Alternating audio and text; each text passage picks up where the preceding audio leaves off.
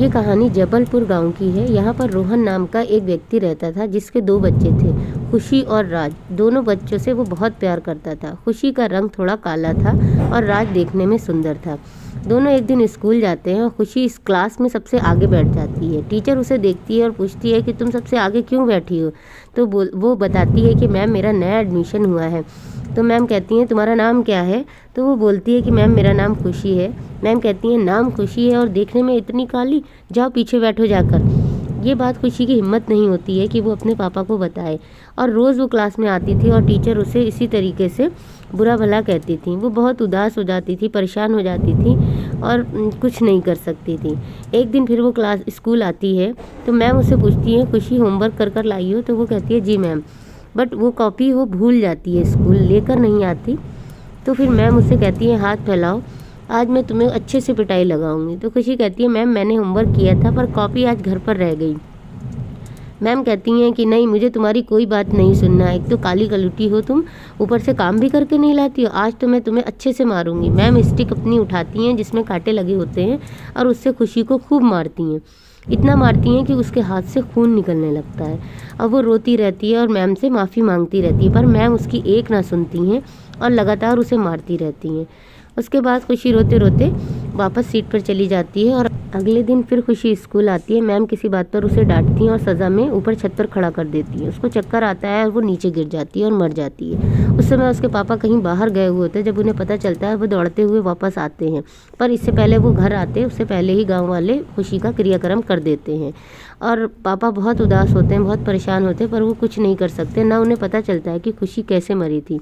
2-3 दिन बाद वो अपने बेटे को लेकर स्कूल जाते हैं तो देखते हैं कि छत पर कोई बच्ची उन्हें दिख रही है जो भूत की शक्ल में है।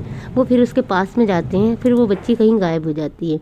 तो वो सोचने लगते हैं कि ये कौन लड़की है और ये मुझे क्यों बार बार दिख रही है। अगले दिन फिर वो स्कूल जाते हैं तो फिर वो लड़की उनको दिखती है। वो बड़ा परेशान हो जाते हैं कि ऐसा क्यों हो रहा है। खुशी कहती है अब मैं सबसे बदला लूँगी, सबसे एक एक का बदला लूँगी। और क्लास में टीचर पढ़ा रही होती हैं तो खुशी खिड़की के पास खड़ी होकर टीचर को देखने लगती है और टेबल पे रखी हुई छड़ी को देखती है वो। और वो छड़ी अचानक से हवा में उड़ती छड़ी देखकर टीचर डर जाती है और छड़ी टीचर के सर पर ज़ोर ज़ोर से मारने लगती है। टीचर कहती है अरे कौन हो, कौन है यहाँ पर, कौन मेरे सर पर ये मार रहा है। टीचर घबराहट में बहुत ज़ोर ज़ोर से चिल्लाने लगती हैं, रोने लगती हैं कि अरे यहाँ लगता है कोई भूत है, कोई चुड़ैल है जो मुझे मार रही है। कौन हो तुम, सामने आओ, कौन हो तुम। उसके बाद टीचर स्टाफ रूम में चली जाती हैं और खाना निकाल कर खाने लगती हैं। खुशी वहाँ पर भी पहुँच जाती है और टीचर को देखने लगती है। उसे टीचर को देख के बहुत गुस्सा आता है। वो फिर उनका खाना हवा में घुमाने लगती है।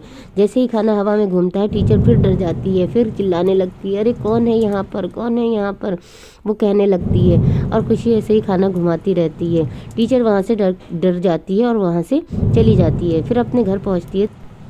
फिर वो सो जाती है और सोते हुए वो लेटी हुई होती है। इतने में खुशी आ जाती है वहाँ पर और खुशी उसे देखकर कहती है मैम तुमने मुझे बहुत परेशान किया था, तुम्हारी वजह से मैं इस दुनिया में नहीं रही। अब मैं भी तुम्हें परेशान करूँगी, अब मैं भी तुम्हें काला कर दूँगी। खुशी उसका मुंह चेहरा काला कर देती है और आंखें उसकी काली कर देती है। जब वो सुबह में उठती हैं टीचर तो शीशे में मुँह देखती हैं और कहती हैं अरे मेरे चेहरे को क्या हो गया, ये इतना काला कैसे हो गया। मैं रात सोई थी तो मैं बिल्कुल ठीक थी। वो काफ़ी साबुन लगाती है चेहरे पे, सेरस धोने की कोशिश करती है पर उसके धब्बे साफ़ नहीं होते। फिर वो पाउडर वाउडर लगा कर स्कूल के लिए चली जाती है। खुशी ये देखती है कि अच्छा तो तुमने पाउडर लगाया है। तो खुशी अपने जादू से बारिश कर देती है। जब बारिश करती है तो चेहरा उनका भीग जाता है। भीगने के बाद मेकअप जितना भी होता है टीचर का वो सब साफ़ हो जाता है। जब वो स्कूल में जाती हैं तो बच्चे उन्हें देख देख कर हंसने लगते हैं।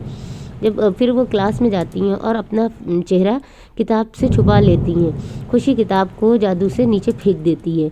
बच्चे उन्हें देख के हंसने लगते हैं। तो मैम कहती हैं कि अच्छा काली हूँ तो क्या हुआ, क्या हंसोगे। तो बच्चे उससे कहते हैं यही काम तो आप खुशी के साथ करती थी, तब आपको ये नहीं पता था कि किसी का मजाक नहीं उड़ाना चाहिए, किसी की कमी के बारे में मजाक नहीं करना चाहिए। वहाँ से टीचर चली जाती हैं। जाने के बाद एक एकांत जगह पर बैठ जाती हैं और सोचने लगती हैं कि बच्चे सही तो कर रहे हैं। मैंने खुशी को बहुत परेशान किया, बहुत उसका मजाक उड़ाया, मुझे ऐसी गलती नहीं करनी चाहिए थी। अगले दिन उसके पिता फिर आते हैं। देखते हैं कि वो लड़की छत पर उन्हें दिखती है जो चुड़ैल के रूप में होती है।